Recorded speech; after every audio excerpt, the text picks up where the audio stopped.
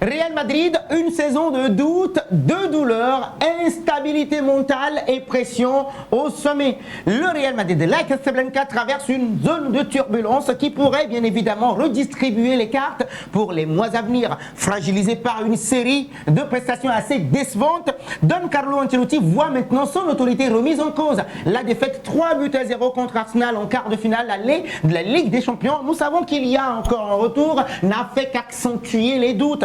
Plus qu'une contre-performance sur le vert, incarne maintenant les fragilités assez profondes d'une équipe en perte de repères. Nous avons des questions à vous poser, d'accord? La première, le Real Madrid a-t-il perdu son identité de jeu cette saison ou traverse-t-il simplement un creux passager? Don Carlo Ancelotti est-il encore l'homme de la situation ou doit-il passer la main en fin de saison? Les jeunes comme Arda Güler, Brahim Diaz, Endrick Felipe Moreira de Souza méritent-ils plus de temps de jeu?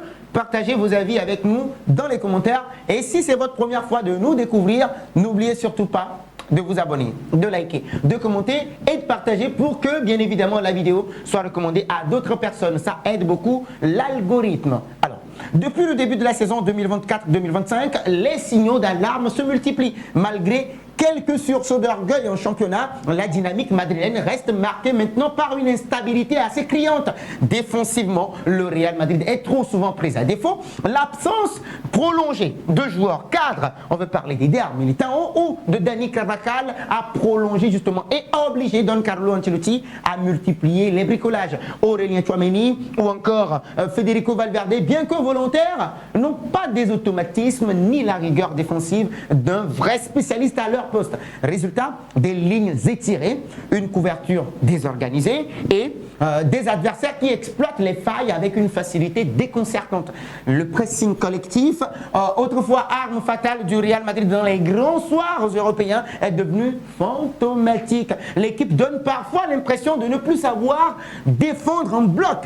Les décrochages adverses font systématiquement mouche et l'impact des milieux de terrain se dilue petit à petit dans le désordre général. Donc cette perte de structure ou bien de plan de jeu s'explique aussi par un vide laissé au cœur du jeu. Le départ de Toni Kroos a laissé un vide que personne n'est encore parvenu à combler. Le maestro allemand dictait, on le sait tous, le tempo, orientait le jeu et offrait une sécurité technique inestimable. Ni Luka Modric, dont le poids de l'âge décline bien évidemment, ni Dani Ceballos, trop irréguliers, ne sont parvenus à reprendre ce flambeau. Le Real Madrid s'en remet maintenant à des actions individuelles, une percée de Vinicius Junior, une frappe de Jude Bellingham, un éclair de Rodrigo Goes, mais le collectif, lui, reste en panne. Et c'est bien cette panne qui inquiète le plus.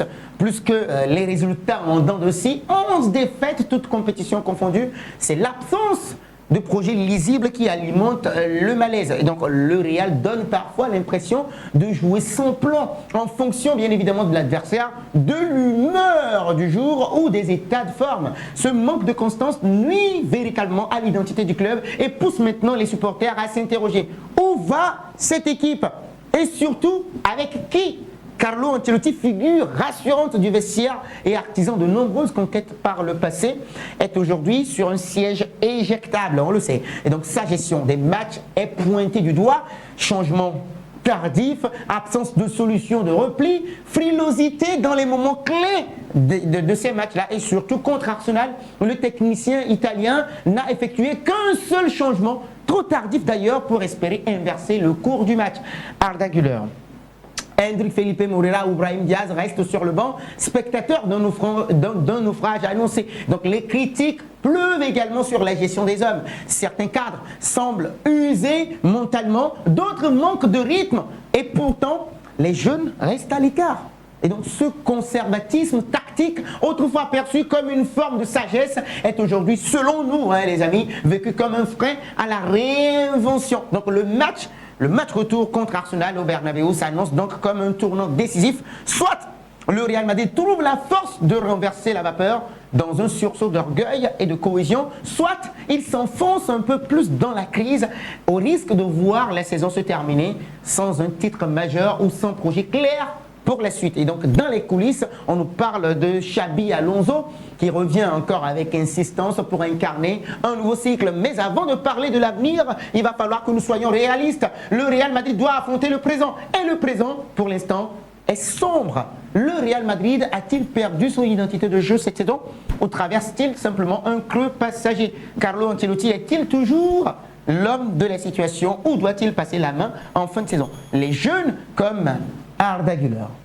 Brahim Diaz ou André Felipe Moreira de Souza méritent-ils plus de temps de jeu? Oui, comme on le voit ailleurs. Je ne veux pas juste donner le nom. Partagez les avis avec nous dans les commentaires.